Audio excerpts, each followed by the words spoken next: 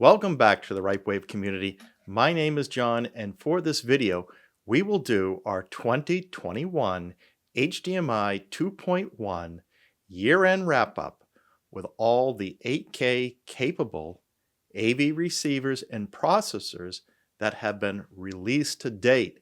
And if you've been following this channel, you know we've been doing individual videos for all the brands that have HDMI 2.1, Onkyo, Integra, Pioneer, Denon, Marantz, Yamaha, Lyngdorf, McIntosh. And for the others, we are still waiting. And so what we thought we'd do on this video is wrap things up with you for a focus on the video parts of these AVRs and processors.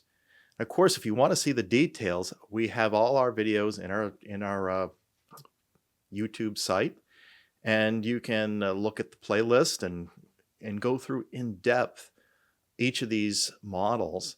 Now, there are a couple of models that we missed the first time around because they were recently announced by Denon, and so we didn't have it on the first pass of Denon there. But now we can include them. But let's get into it. Now, HDMI 2.1 is the latest version of the HDMI standard, and this started back in 2002 with version 1 release of the standard. Now, of course, it always takes some time for manufacturers through the whole ecosystem to catch up and adopt these technologies.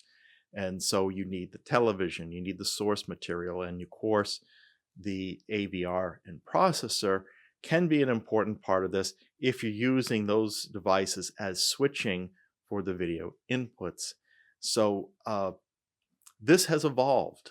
And so every few years, or even multiple times a year, there were new versions of the HDMI standard release. And this was pretty frequent at first, 1.1, 1.2, 1.2a, etc. And you were seeing these every year almost. And if you're going to buy this expensive processor and spend $1,000 to $5,000 or even more dollars for these units, and just to find in a few months a new one's out with an updated HDMI standard, that's frustrating. Now, this has slowed in recent years as the standard has matured, and the 2.0B, which was released in 2016, we see a lot of the 2020 models, were based off of this.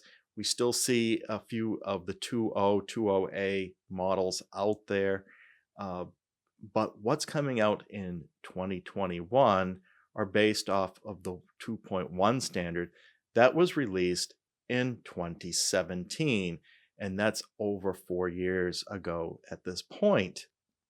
And I know a lot of you have asked me, John, in the comments, who cares? We don't have source material yet. Why are we spending so much time on this? But we know over time the market catches up, and there have been 8K recordings out there, sporting events, the Olympics, even several years ago, and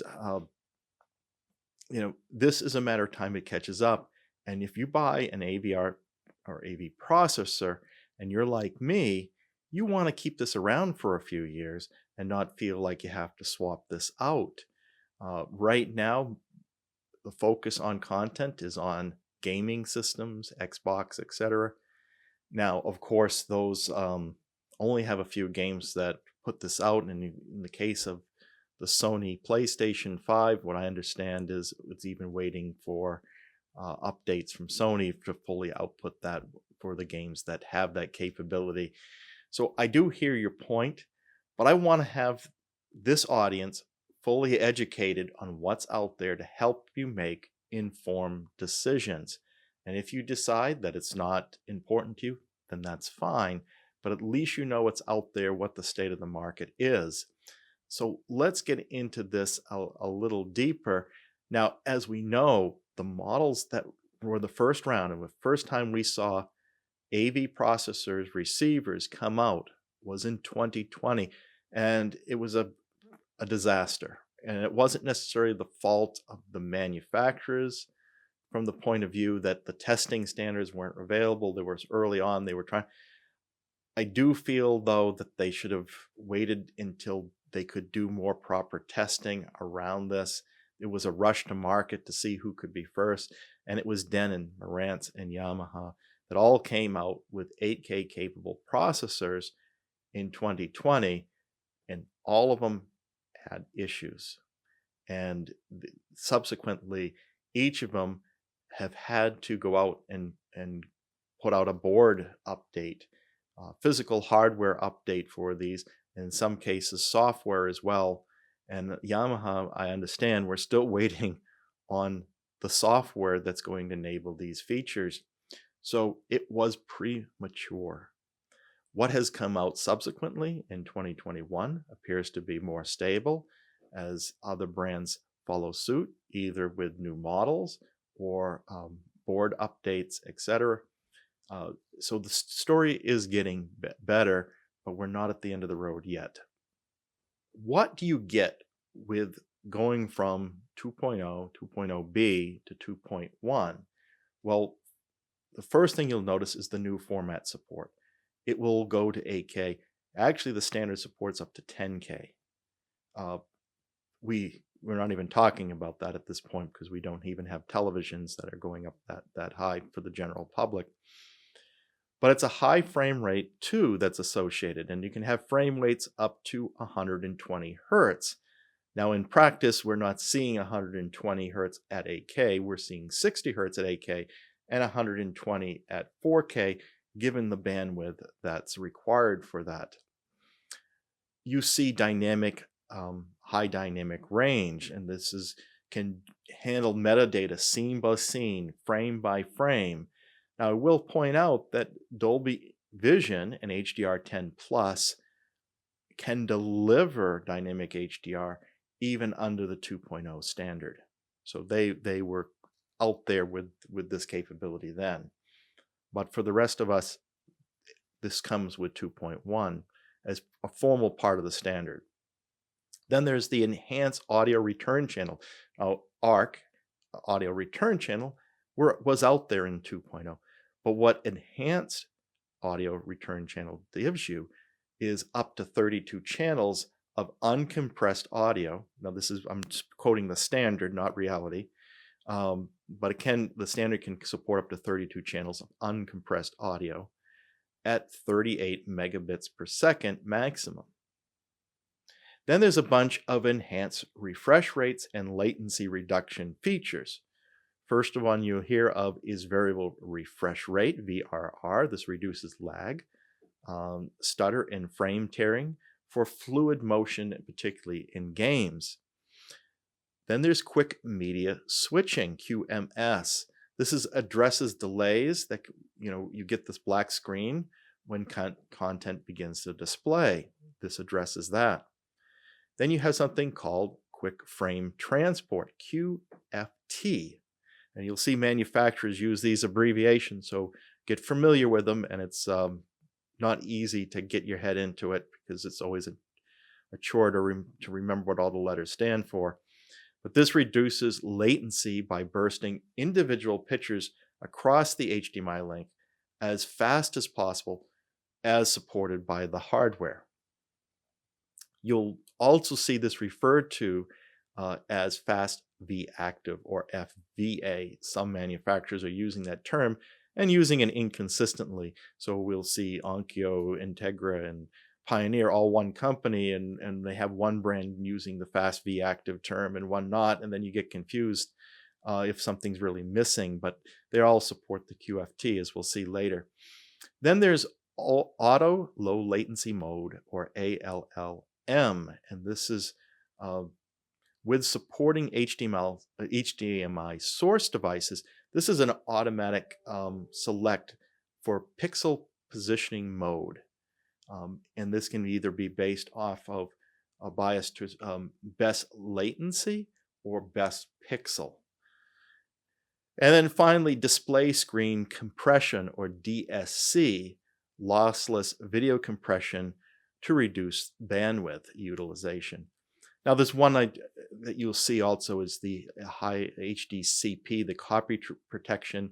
It's at version 2.3 now, so you'll see all these come with that as well. And that's basically what you get with this.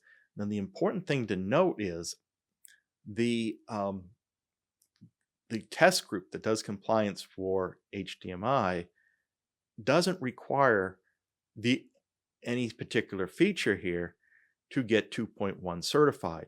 In fact, you may only have 2.0 features, but as long as you meet the 2.1 standard testing standard for the features that you've implemented, you'll get the 2.1 certification. So this leaves consumers a little bit unknowing, what they're getting with 2.1. You really have to look at the details in the specification sheets, the web pages, and manuals. Sometimes you have to look at all three because manufacturers aren't great about publishing exactly what they have, and they may not put it all in each resource. And in some cases, I've even found they don't even mention what they have in any resource. So it makes it difficult.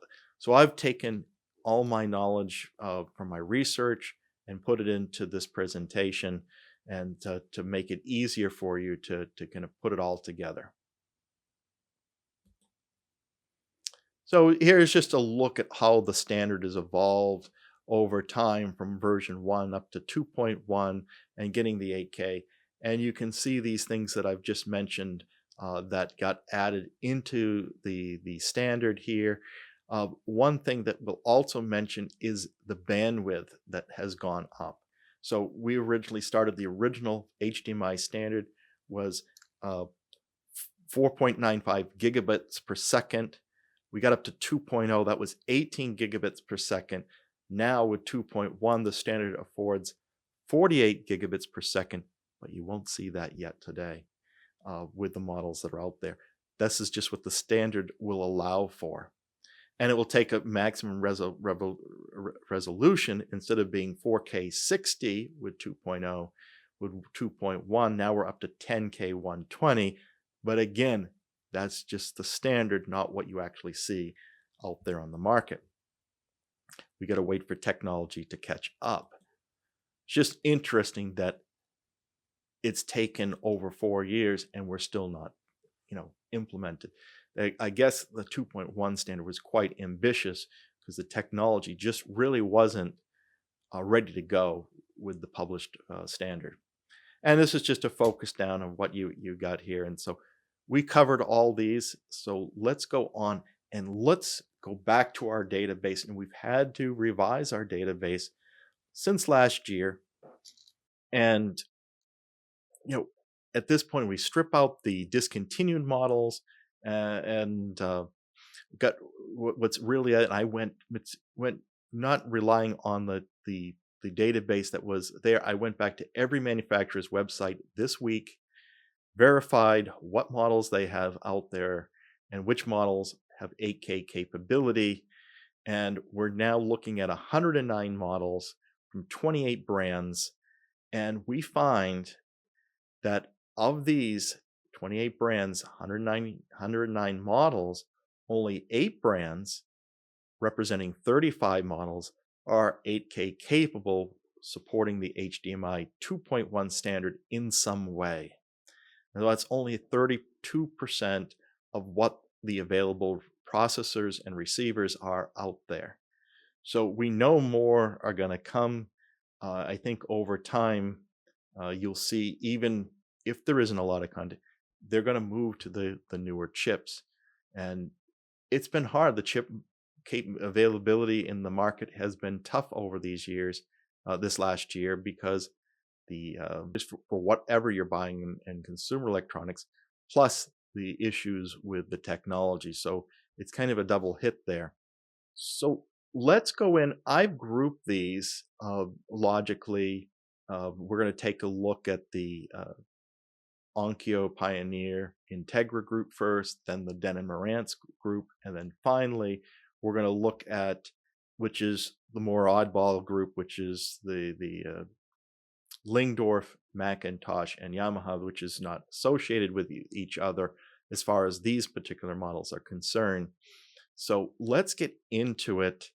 And we revised how we're showing video, and this is something I've wanted to do for a while, but time permitting, I didn't get around to it till now. But I think this is going to show it more clearly for you, because now we can see how many HDMI inputs and outputs are 4K versus 8K, what are the counts for the eARC, etc. And so this should be a clearer picture for you.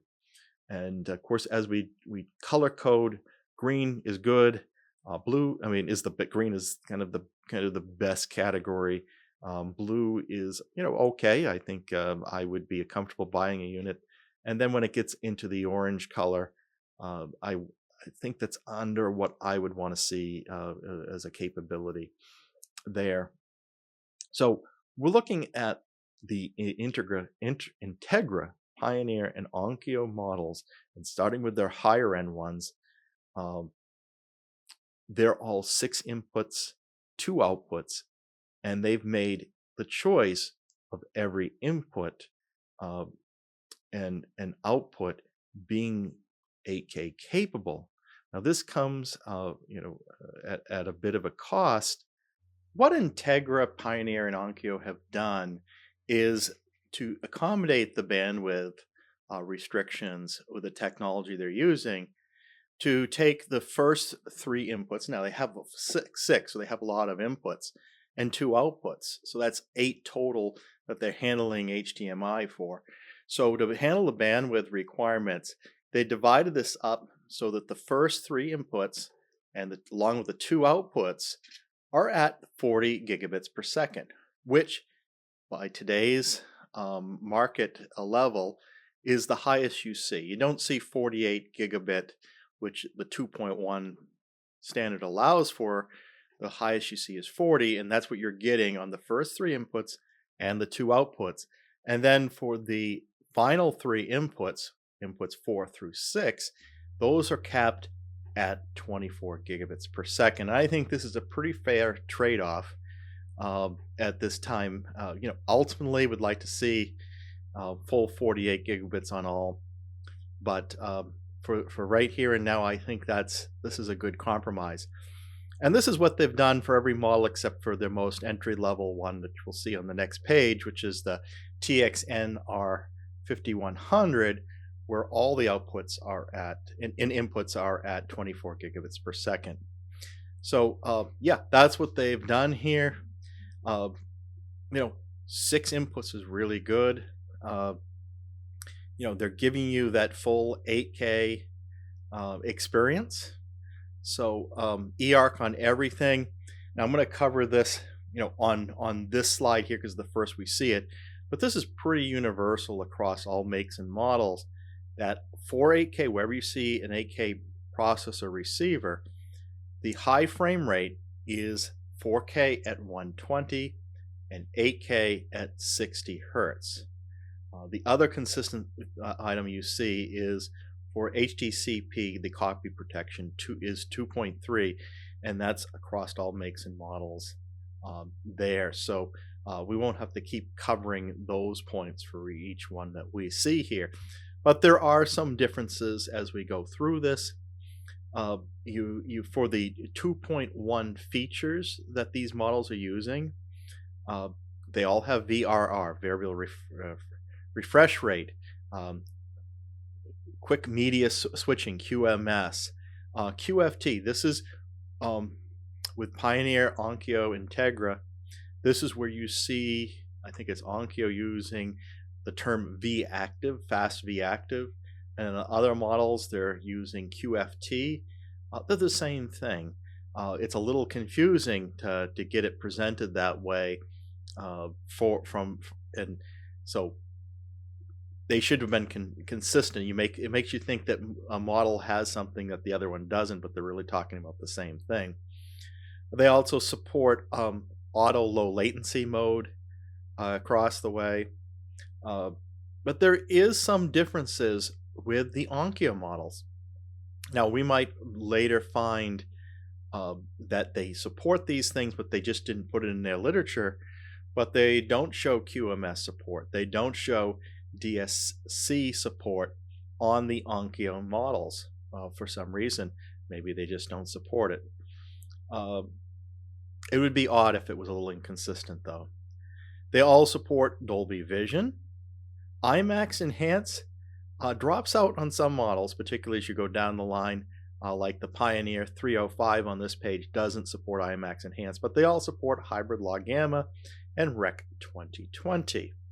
You know, looking past the first two series and the grouping, I say, is the entry-level models from these brands, you drop down, you know, not until you get into the really entry-level Onkyo TX NR5100, because they all support 6 in and 2 out through all these price points, which is great.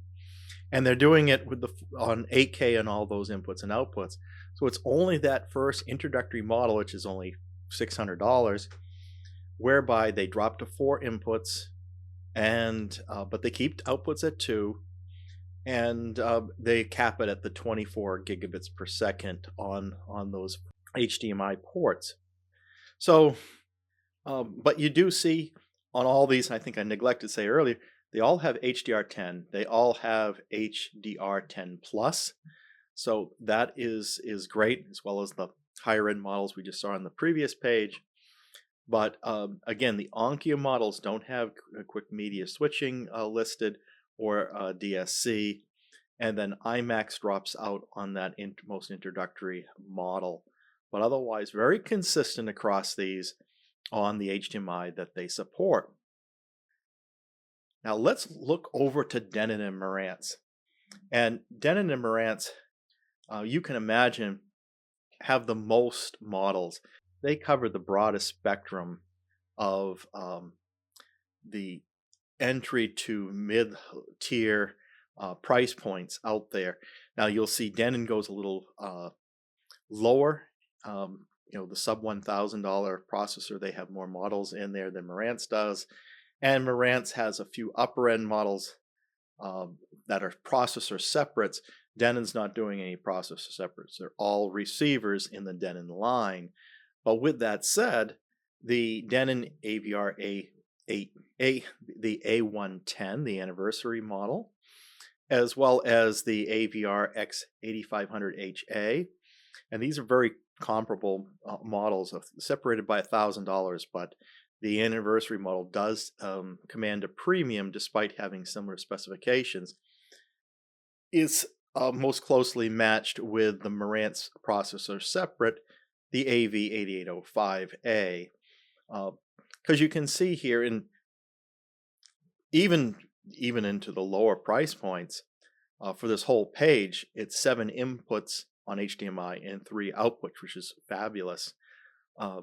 But you know, here is where we start to run into an issue. Is you know, yes, Denon and Marantz is doing 40 gigabits per second on their 8K, but only one input is doing 8K. The rest of the inputs are capped at 4K, and so this needs to be pointed out, that difference there, and all these models, despite the maker model, have eARC on all these that are classified as 8K. They all have eARC, which is good news.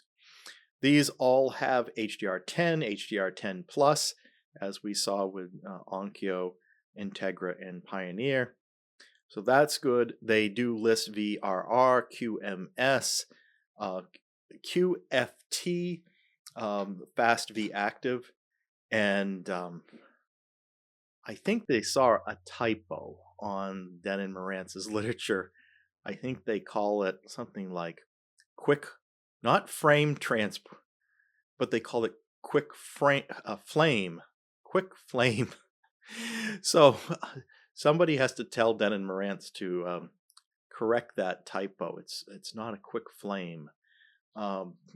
Hopefully they've already discovered that on their own. They all have auto low latency mode. They're not publishing any support for DSC. Um, they're all Dolby Vision compatible. IMAX, it carries you right through up until the Marantz SR 6015 and the Denon AVR X35 3700H models, and then it drops off there afterwards.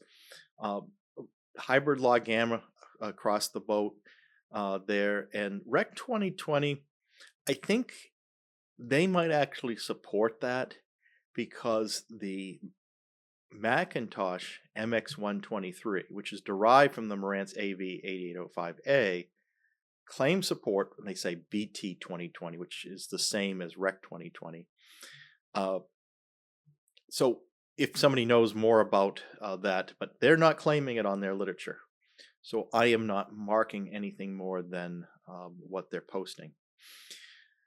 If we look at the more entry-level models from Denon and Marantz, you drop from 7 in, 3 out to 6 in, 2 out. 2 still good, but not the best.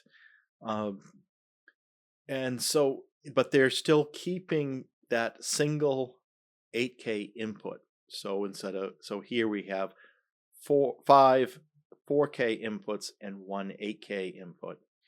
The outputs, the dual outputs, are still all 8K capable. They all still have eARC.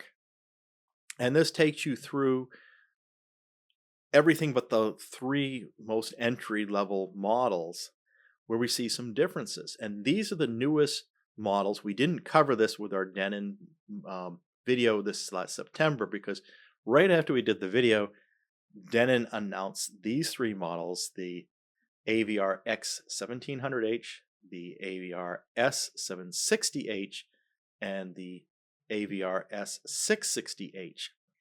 And these are their lowest price point receivers with 8K capability. And what they've done here is unique in their lines. It's 6 inputs, 1 output. And what they've done with the inputs, it's 3 and 3. So you get actually 3 8K capable inputs on these most entry-level models. Now, it's a little odd to have the lowest models have a little more capability. So I suspect as time goes on, we'll see a refresh of those upper-end processors and receivers from Denon and Marantz to do something similar, or even just do 8K for all inputs. We'd like to see them eventually evolve to that point. I bet they'll get there pretty quickly, knowing how they strive to be leaders in those features, those types of features, right? Again, HDR10, HDR10 Plus, VRR, QMS, QFT, ALLM. None of them are claiming DSC support. All Dolby Vision, no IMAX Enhance, hybrid log gamma, yes, and then the Rec 2020, which is the debatable item there. So, and they're doing this all at 40 gigabits per second on their models, as we said earlier. So that's Denon and Marantz. Then finally, the McIntosh, Lyngdorf, and Yamaha. And these are all on one page simply just because of just efficiency here. They're not related to each other. Lyngdorf, we covered this. This is that MP621 that they have out there. I wish they had a little more I/O on it, only 5 in, 2 out. 2 out's not so bad, but 5 in, maybe a little bit more there would be helpful. But they're all 8K. And then, you know, a good thing, it's at, also it's 40 gigabits per second on the Lyngdorf. And so that is really good. They're giving you the HDR10, the HDR10 Plus, VRR, QMS, QFT, ALLM, but no DSC is mentioned on this product. And it's got Dolby Vision, IMAX, hybrid log gamma, no mention of Rec 2020. Macintosh, which is derived from the Marantz AV8805A, no surprises here, matches that one. albeit this is where they talk about BT 2020 or Rec 2020, that Marantz doesn't. Otherwise, this is the same specification. The 7 in, 3 out, which is excellent, but only one of the inputs is 8K capable, but both outputs are. But same story as the Marantz. Yamaha's an interesting story, not a perfect story here. Yeah, it's got a lot of I/O, 7 in, 3 outs.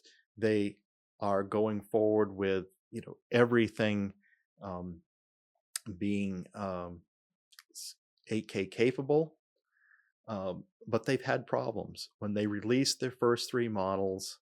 In 2020. These models, and even with a board swap, is still capped at 24 gigabit per second. The newer models that came out this year can go up to this 40 gigabits per second with the updated hardware that it has.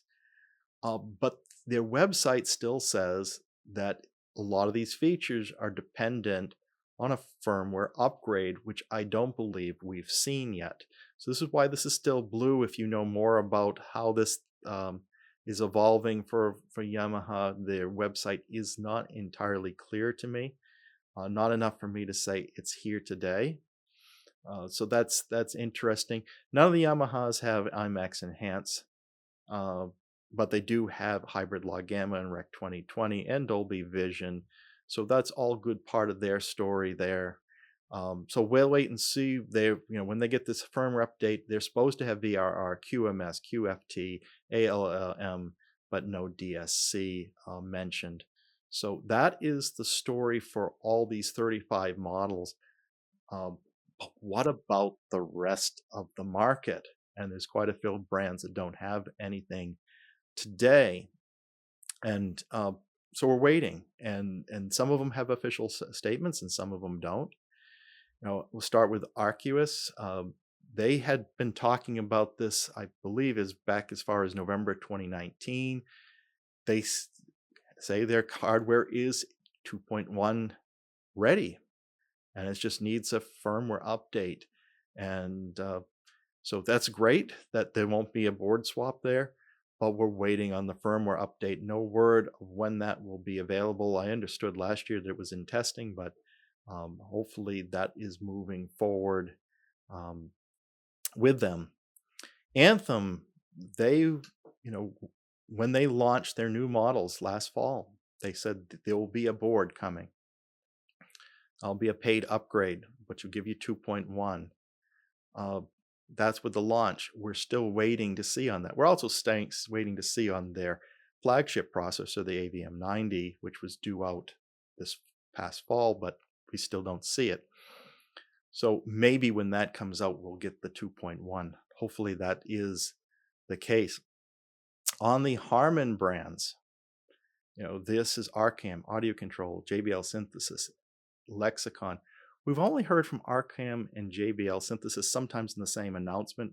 Came out around April. They say their current models will have a board. Will be a paid upgrade. They were targeting Q4 this year. So we only a couple of weeks left. We still haven't seen that. So probably slipping off until next year.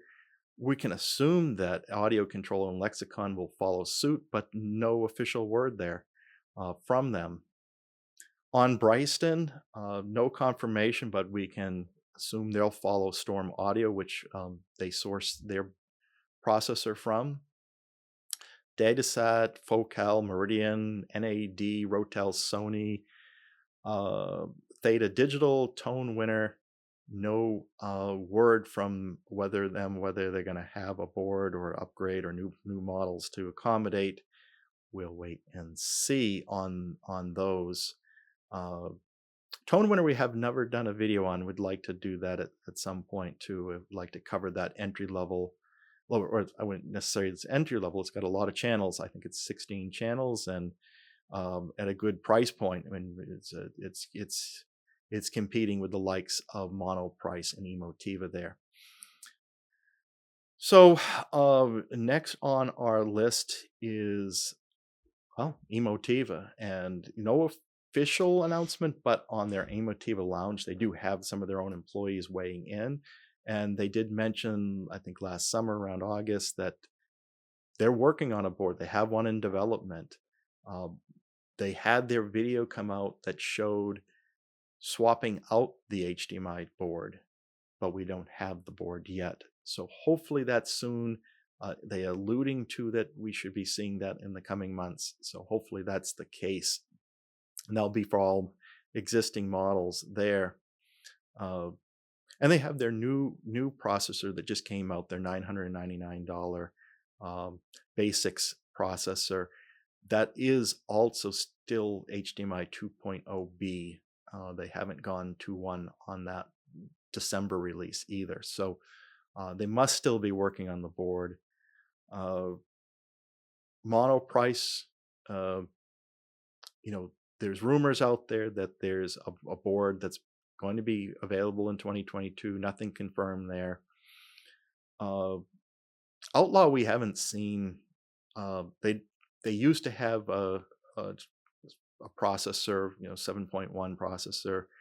That's not in their website anymore, so we'll wait and see. Storm Audio, they have an announcement that came out May of this year. They say they have a partnership with Cypress working on a new board for the MK1, MK2. That was targeted for late 2021. We're still waiting. The interesting story that I like how Trinnov has kind of spun this one. In May, they talked about their 2.0 board. There's a picture of it on the bottom left. This is also with a Cypress partnership for their altitude products.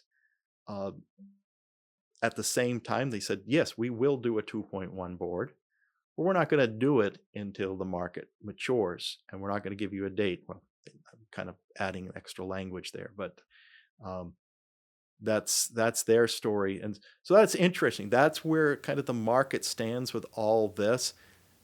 Kind of wraps things up for the series that started back in August. I hope you enjoyed the series, learned something from it, and 2.1, are you waiting for it? Is this something you care about? I hear both sides of the coin here.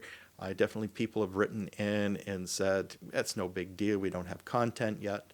But these are expensive units. This might be the most expensive part of your system in some cases, and you don't want to have to replace it 6 months down the road if once something kind of shakes loose.